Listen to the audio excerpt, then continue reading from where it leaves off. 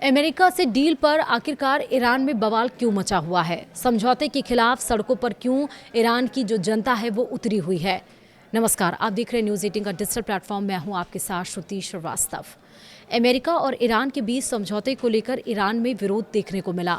Deal की घोषणा से एक दिन पहले तेहरान में प्रदर्शन हुआ, जहां कट्टरपंथी गुटों ने सरकार के वार्ताकारों के खिलाफ नारे लगाए। उनका आरोप है कि यह समझौता ईरान के परमाणु कार्यक्रम और राष्ट्रीय संप्रभुता को कमजोर कर सकता है। कैसे ये हो रहा है, ये विस्तार से मैं आपको बताती हूँ। दरअसल अमेरिका और ईरान के बीच लंबे समय से चल रहे टकराव को खत्म करने के लिए समझौते का ऐलान तो हो गया है, लेकिन ईरान के भीतर हर कोई इससे खुश नहीं है। CNN की रिपोर्ट के मुताबिक डील की घोषणा से ठीक एक दिन पहले तेहरान में विरोध प्रदर्शन हुए, जहां प्रदर्शनकारियों ने सरकार के वार्ताकारों के खिलाफ नारे लगाए और समझौते को देश के लिए नुकसानदेह बताया है। दरअसल ईरान में विवाद इस बात को लेकर है कि अमेरिका के साथ होने वाली इस डील की कीमत क्या चुकानी होगी। कट्टरपंथी गुटों का मानना है कि युद्ध टालने और प्रतिबंधों से राहत पाने के बदले ईरान को अपने परमाणु कार्यक्रम और रणनीतिक ताकत पर समझौता करना पड़ सकता है।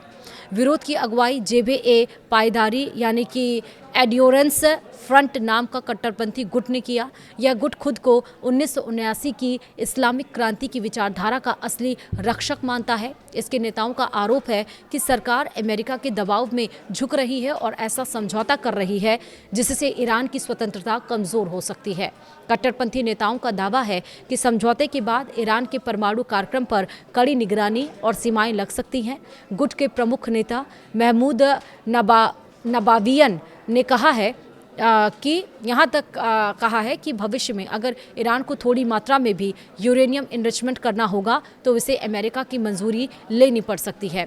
उनका आरोप है कि इससे ईरान की वैज्ञानिक और सामरिक स्वतंत्रता प्रभावित होगी। विरोध करने वालों का एक बड़ा सवाल ये भी है कि आखिर समझौते के बदले ईरान को क्या मिलेगा। खबर तो यह भी है कि अमेरिका ईरान के तेल पर लगे प्रतिबंध हटाएगा, लेकिन यह साफ नहीं है कि अमेरिका कब और कितने प्रतिबंध हटाएगा या विदेशों में फ्रीज हुई पड़ी ईरान की संपत्तियां कब वापस मिलेंगी। इसी वजह से कट्टरपंथी गुट इस डील को एक तरफा समझौता बता रहे हैं। शनिवार की रात तेहरान में हुए प्रदर्शनों में लोगों ने विदेश मंत्री अब्बास अराक्ची और मुख्य वार्ताकार मोहम्मद बागेर कालीबाफ के इस्तीफे की मांग की। प्रदर्शनकारियों का कहना था कि सरकार देशों के हितों से ज्यादा अमेरिका को संतुष्ट करने की कोशिश कर रही है।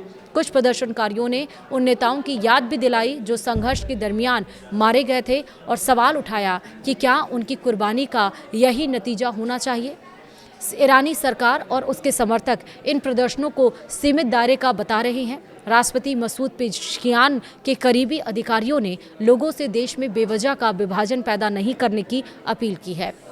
वहीं ईरानी मीडिया का कहना है कि कुछ छोटे समूहों की नाराज़गी को पूरे देश की राय के तौर पर पेश नहीं किया जाना चाहिए। यानी कि एक तरफ अगर समझौता हो रहा है तो उस समझौते से कहीं ना कहीं ईरानियों को डर है, और ईरानियों को डर इस वजह से है कि समझौते में कहीं सब कुछ ईरान ना खो दे, वो कंट्रोल ना खो दे जो कंट्रोल रखने के लिए और उसको स्टैग्नेंट करने के लिए 3 महीने से लड़ाई लड़ी गई, तमाम लोगों की जान गई, तमाम रिसोर्सेस को तबाह किया गया और अली खामनेई भी इस वॉर के भेंट चढ़ गए। तो वो डर कहीं ना कहीं है, लेकिन इस डर को ख़त्म तभी किया जा सकता है जब 19 तारीख को जिनेवा में मीटिंग होगी और वो पॉइंट्स ड्राफ्ट में जो तैयार किए गए हैं वो क्या क्या है वो स्पष्ट होगा। फिलहाल वीडियो में इतना ही। नमस्कार।